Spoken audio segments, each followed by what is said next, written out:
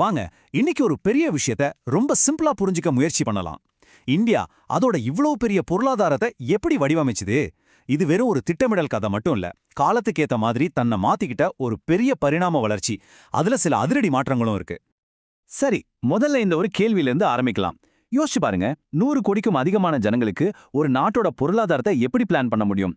இதுதான் இந்தியா சுதந்திரம் அடைஞ்சதுலேருந்து இன்னைக்கு வரைக்கும் யோசிச்சுட்டு இருக்கிற ஒரு பெரிய கேள்வி.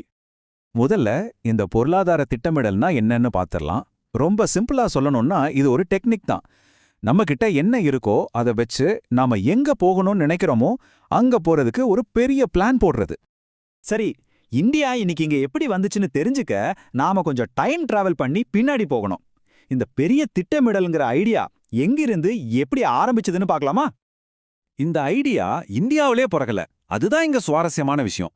அப்போ 1920கள்ல சோவியத் யூனியனோட சென்ட்ரலைஸ்டு பிளானிங் மாடல் ஒரு பெரிய சக்சஸ். அதை பார்த்து தான் உலகமே மிரண்டு போச்சு. அந்த இன்ஸ்பிரேஷன்ல தான் இந்தியாவுக்கும் இப்படி ஒரு அமைப்பு வேணும்னு முடிவு பண்ணி 1950ல திட்டக்குழுவை, அதாவது பிளானிங் கமிஷனை உருவாக்குறாங்க. இந்த பிளானிங் கமிஷன் கையில ஒரு பவர்ஃபுல்லான கருவி இருந்துச்சு. அந்த ஒரு கருவி தான் அடுத்த பல 10 வருஷத்துக்கு இந்தியாவோட தலையெழுத்தையே மாத்தி எழுத போகுதுன்னு அப்போ யாருக்கும் தெரியாது. அந்த பவர்ஃபுல்லான கருவிதான் 5 ஆண்டு திட்டங்கள், அதாவது 5-இயர் பிளான்ஸ். இந்த லட்சிய திட்டங்கள் எப்படி ஒரு தேசத்தையே கொஞ்சம் கொஞ்சமா கட்டுச்சுன்னு இப்ப பார்க்கலாம் வாங்க. இந்த டைம்லைனை பார்த்தாலே உங்களுக்கு புரியும் இந்தியா எப்படி யோசிச்சுதுன்னு. முதல்ல அக்ரிகல்ச்சர் தான் முக்கியம்னு ஆரம்பிச்சாங்க. அதுதான் பேஸ்மெண்ட். அப்புறம் பெரிய பெரிய இண்டஸ்ட்ரீஸ் பக்கம் போனாங்க. ஆனா 90கள்ல நிலைமை மாறுச்சு. உலகம் மாறும்போது நாமளும் மாறணும்னு லிபரலைசேஷன், பிரைவேட்டைசேஷன், குளோபலைசேஷன், அதாவது எல்பிஜிக்கு தகுந்த மாதிரி தங்களை மாத்திக்கிட்டாங்க.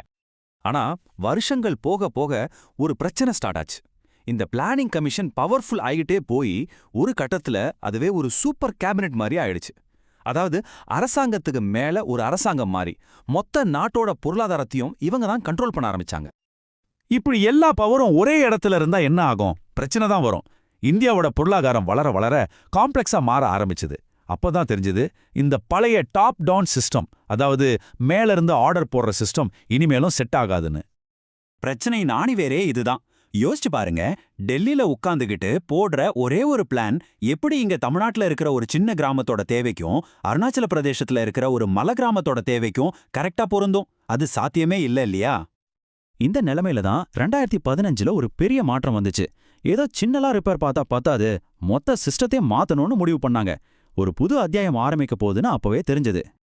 அந்த புது அத்தியாயத்தோட பேரு தான் நிதி ஆயோக். இதோட பேர்லயே விஷயம் இருக்கு பாருங்க. இந்தியாவை மாற்றுவதற்கான தேசிய நிறுவனம். இதோட வேலையே பிளான் பண்றது மட்டும் இல்ல, இந்தியாவை டிரான்ஸ்ஃபார்ம் பண்றது. டைரக்ட் பண்ற வேலையை விட்டுட்டு அட்வைஸ் பண்ற ஒரு திங்க் டேங்க், அதாவது சிந்தனை குழுவா இது மாறுச்சு. இந்த டேபிள் பார்த்தா வித்தியாசம் பளிச்சுன்னு புரியும். முன்னாடி பிளானிங் கமிஷன் ஒரு டைரக்டர் மாதிரி, அவங்க தான் முடிவு பண்ணுவாங்க, அவங்க தான் காசையும் கொடுப்பாங்க. ஆனா நிதி ஆயோக் அப்படி இல்ல. அது ஒரு அட்வைசர் மாதிரி. ஸ்டேட்ஸ் எல்லாரையும் சரிசமமான பார்ட்னரா கூப்பிட்டு அவங்க கூட உட்காந்து பேசி முடிவு பண்ணும்.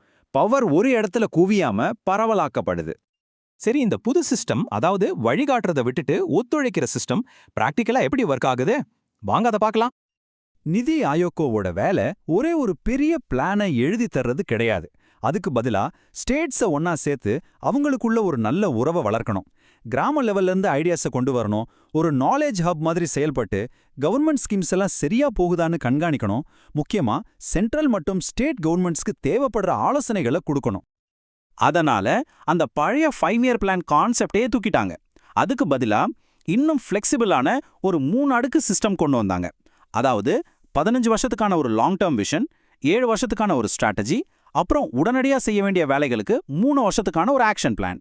இதனால காலத்துக்கு ஏற்ற மாதிரி ஈஸியா திட்டங்களை மாத்திக்க முடியும். நிதி ஆயோக்கோட இன்னொரு முக்கியமான நோக்கம் என்னன்னா, பாலிசி உருவாக்குறதோட நிறுத்திக்காம இன்னோவேஷன், அதாவது புத்தாக்கத்துக்கான ஒரு சரியான சூழலை உருவாக்கி கொடுக்கறது, தொழில் முனைவோரை ஊக்கப்படுத்துறது. இது வெறும் பேச்சளவில் இல்ல. உதாரணத்துக்கு அடல் இன்னோவேஷன் மிஷன் ஒரு திட்டம் இருக்கு.